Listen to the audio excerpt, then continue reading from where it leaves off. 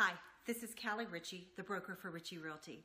I often get calls from persons wanting to know what I think their house is valued at. And I first start by asking them, well, what do you think your home value is? They often respond with some third-party quote that they found on such a site like Zillow or realtor.com.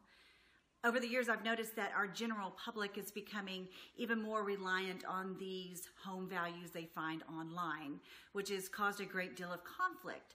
You see, sellers are concerned that the valuation is too low and that buyers may be using these valuations in making a decision on what price to offer for their home. And rightfully so, because I do see buyers practicing this tactic. As a real estate professional, I will admit that we do use these third-party sites in helping us market our listings.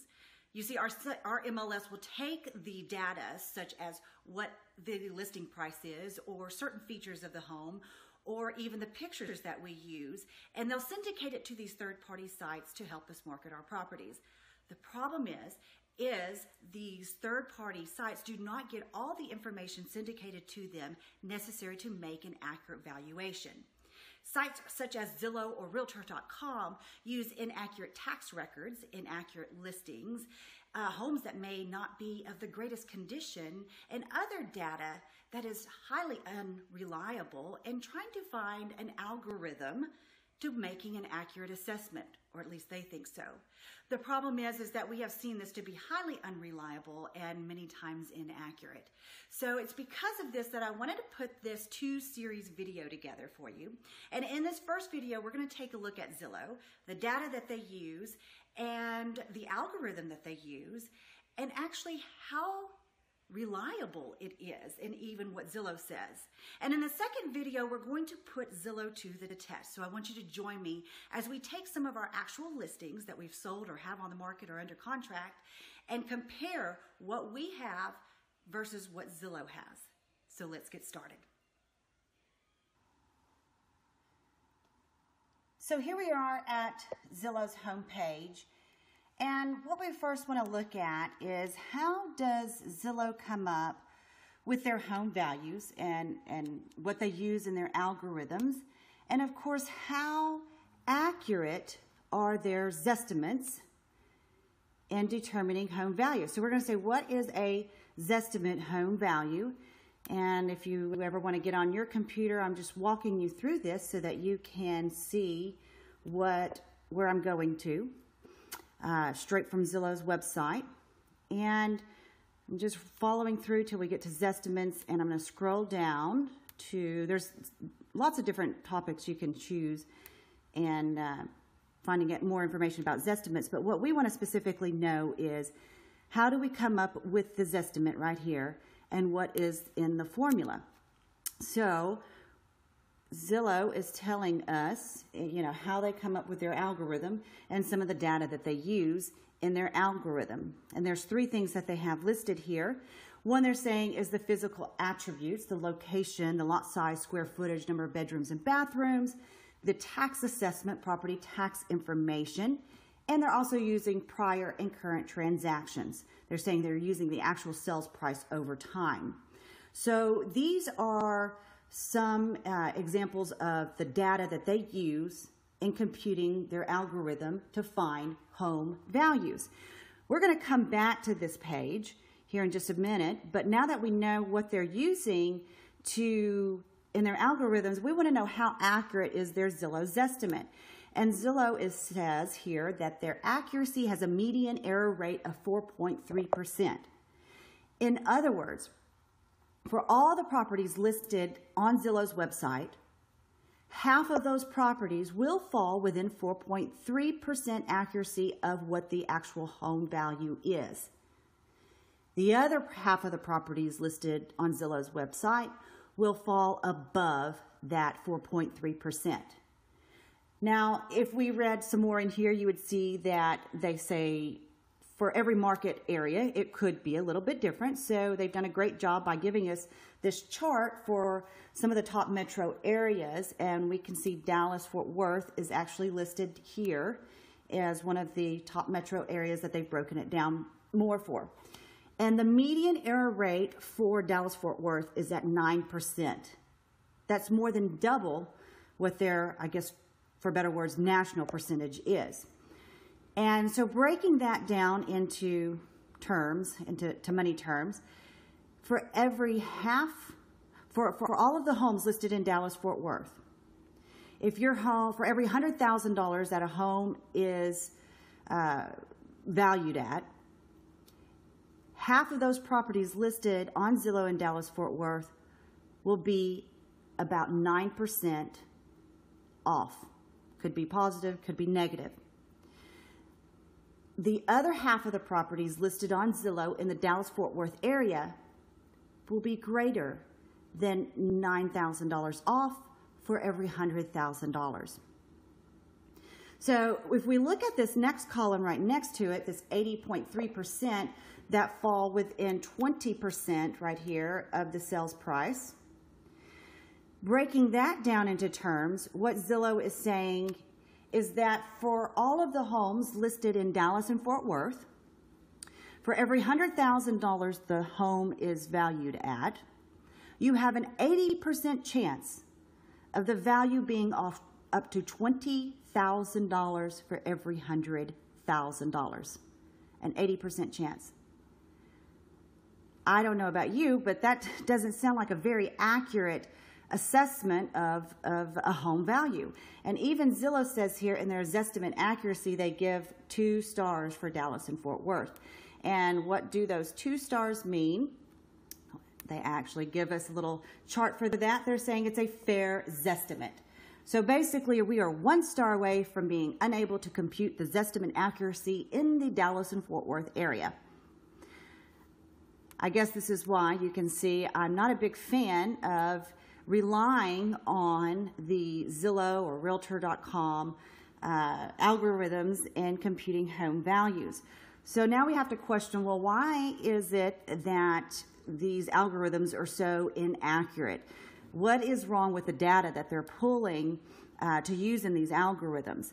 And we go back up to that page I mentioned before, and we see the physical attributes, the tax assessment, and the prior and current transactions, which is some of the major, the big part of the data that they're using in their algorithms.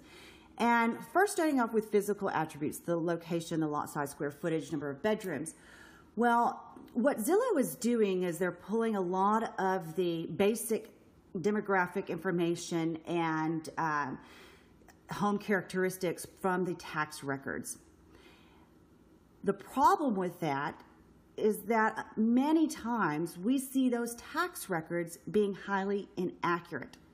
So if Zillow is relying on that information to determine the square footage, number of bedrooms, and the information is already inaccurate, of course their assessment is already going to be skewed.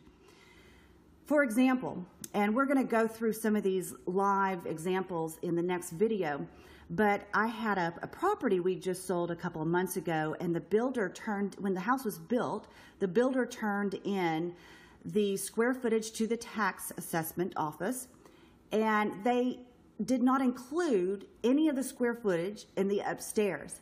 So the tax records were off by 600 square feet on this property. Of course, that's going to skew the value. Other things that we'll see a lot of times is that they'll have it listed with 4 bedrooms when it's actually 5 bedrooms, or 2 bathrooms when it's actually 3 bathrooms. So the tax information can be highly unreliable in assessing value.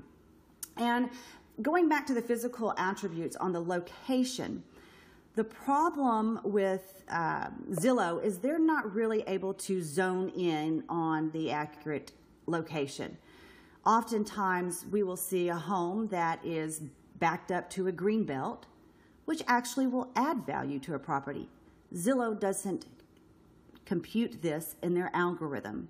If your property backs up to telephone poles, that could actually make your value, it could decrease actually the value of your home. And Zillow does not compute these physical attributes to your property, nor do they compute in any kind the condition of your property. So for example, if you have done a kitchen remodel or a bathroom remodel, and your neighbors have not done that. Well, Zillow does not have a way of knowing that information.